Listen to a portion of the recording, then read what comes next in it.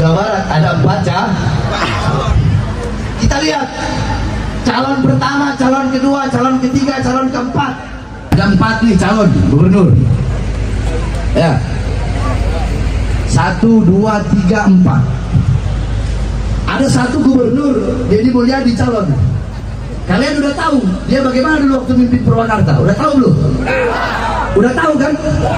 Bagaimana dia? Sifat dia taat gak sama Allah? Jujur aja, taat gak? Patuh gak? Atau berbuat musyrik? Yang keras? Jangan takut.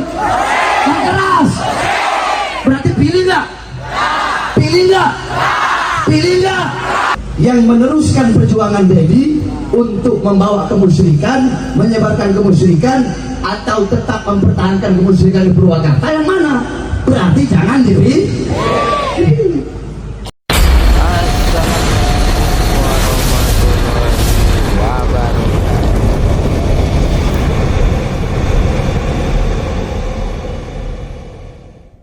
HPI menjuluki Anda sebagai raja syirik. Ya, kan gini loh, syirik mensyirikan, sesat mensesatkan menjadi hal yang biasa sekarang kan. Setingkat Pak Quraisy aja disebut sesat kan. Setingkat Pak Mahfud MD saja disebut sesat. Gitu loh, setingkat Pak Mahfud MD loh itu. Kemudian setingkat dulu Cak Nur, pemikir besar Hasanah Islam Indonesia, itu juga disebut kafir kan. Gitu loh. Saya Gus Dur sama kan, sesat. Ya kebetulan saya ini adalah para pengagum mereka gitu loh.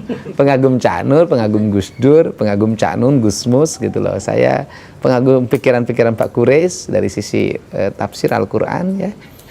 Ya, tentunya saya memahami itu dalam 3 pokok pikiran. Keislaman, kemodernan, dan keindonesiaan. Nah, bicara keindonesiaan saya ke Sunda. Nah, ketika kesundaan pasti kan masuk dalam ruang lingkup kebudayaan pada masa lalu. Yang jadi pertanyaan saya adalah kenapa setiap nilai-nilai kebudayaan masa lalu bangsa saya, orang Sunda atau orang Jawa, selalu dimusyrikan, selalu dibikin identitas bertentangan dengan agama. Letak bertentangannya di mana? Itu yang menjadi pertanyaan saya. Tetapi ajaran kebudayaan yang dibawa dari Timur Tengah itu kan juga banyak yang bukan dilahirkan pada zaman Nabi. Sebelum Nabi sudah ada. Nah, misalnya Pak Said Agil pernah menyampaikan dalam ceramahnya, masjid itu pakai menara. Menara itu dari munara. Munara itu adalah tempat penyimpanan api, yaitu orang-orang Majusi waktu itu menyembah api yang disimpan di menara, Kemudian menara itu menjadi khasanah masjid yang dipakai di kita semua. Kenapa sih itu boleh dipakai jadi masjid? Kenapa yang di kita nggak boleh? Nah, ini yang menjadi pertanyaan kita gitu loh. Bagi saya nilai-nilai masa lalu itu penuh kearifan. Misalnya orang Sunda, silih asa, silih asi, silih asu, apa sih tidak arifnya? Ada kereta kencana, kemudian dikasih dikasih ratus ya, dikasih bunga, apa bedanya dengan bendera yang dihormat? Kan sama, diarak setahun sekali, orang nonton foto-foto, apa bedanya dengan bendera yang dihormat? Kan sama aja. Apa benderanya sih dengan bendera ormas, bendera partai? Kan sama gitu loh. Itu kan simbolisasi saja. Ya, kalau itu nggak boleh, bendera ormas juga jangan dibela-bela dong. Kan ketika nama ormasnya dilecehkan orang lain kan ngamuk. Kan ketika nama partainya dilecehkan orang lain kan orang ngamuk juga. Kan artinya bahwa samalah semuanya juga masih menghormati simbolisasi gitu loh. Cuman beda. Ya cuman beda. Nah, itu problemnya apa? Misalnya kain pohon dikasih kain, terus problemnya apa? Katanya itu dianggap apa, yang menghidupkan agama Hindu. Nah, pertanyaan saya, ada nggak di India pohon dikasih kain? Nggak ada. Itu khas Bali aja. Bukan khas Hindu loh, khas Bali. Bali itu khasnya budaya Nusantara. Nah, kemudian menjadi pertanyaan saya, lu masalahnya apa? Bagus mana pohon dikasih kain dengan pohon dikasih paku? Dikasih paku, kasih iklan, ditulisan di situ. Misalnya hubungi 08 sekian sekian sekian gitu kan ya, untuk sedot tinja. Oke. Bagus mana dengan pohon dikasih kain? Nah, yang dimasalahin kan kain kotak-kotak warna hitam. Nah, hitam. Kain kotak-kotak warna hitam itu kan bukan barang baru di kita.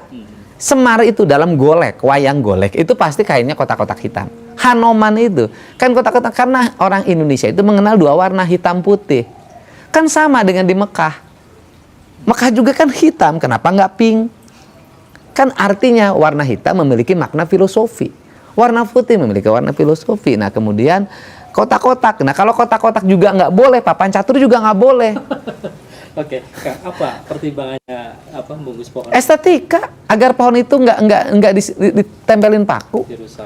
Kenapa dikasih kental? Karena eksentrik. Karena dikasih kain pink nggak pantas. Bagaimana dengan tuduhan menistakan agama? Nah yang disebut menistakan itu apa? Orang menistakan agama itu orang miskin lapar nggak dikasih makan. Orang kayanya tertawa terbahak-bahak, itu menistakan agama. Anak-anak yatim dibiarkan terlantar.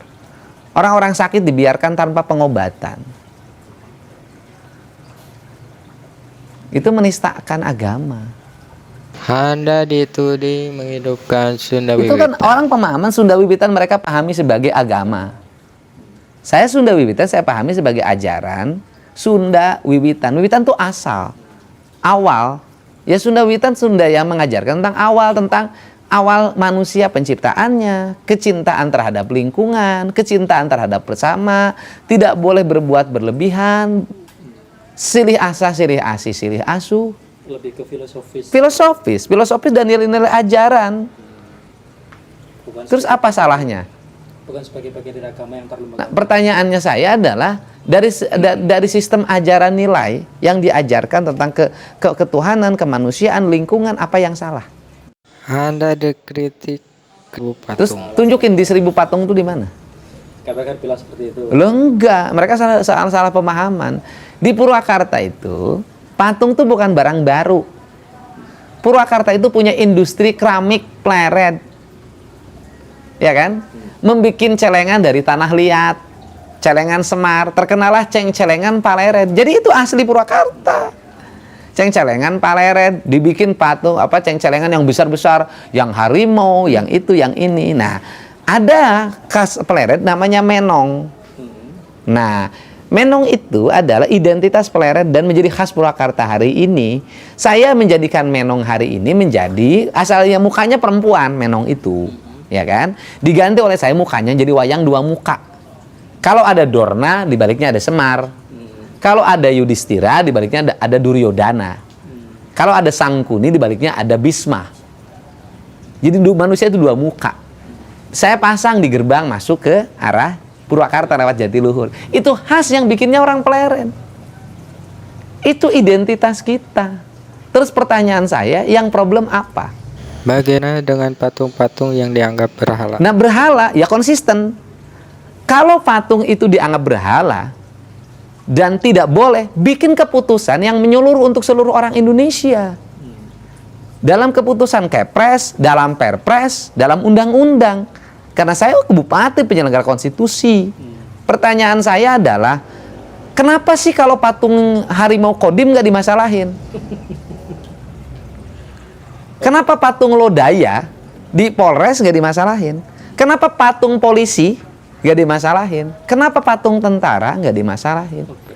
Sepertinya memang Nah di Jakarta patungnya lebih gede, patung Sudirman. Nah persoalannya kenapa sih patung yang gede di Jakarta yang dimasalahin, yang di Purwakarta yang kecil-kecil? lah itu pertanyaan saya. Kenapa sepertinya FPI Saya nggak tahu, sekali sama kalian? nggak tahu. Sampai Ya nggak tahu, mungkin saking sayangnya sama saya. Terima kasih yang udah nonton. Mudah-mudahan tercerahkan oleh apa yang disampaikan oleh Pak Deddy Mulyadi. Salam Nusantara, salam akal sehat, merdeka.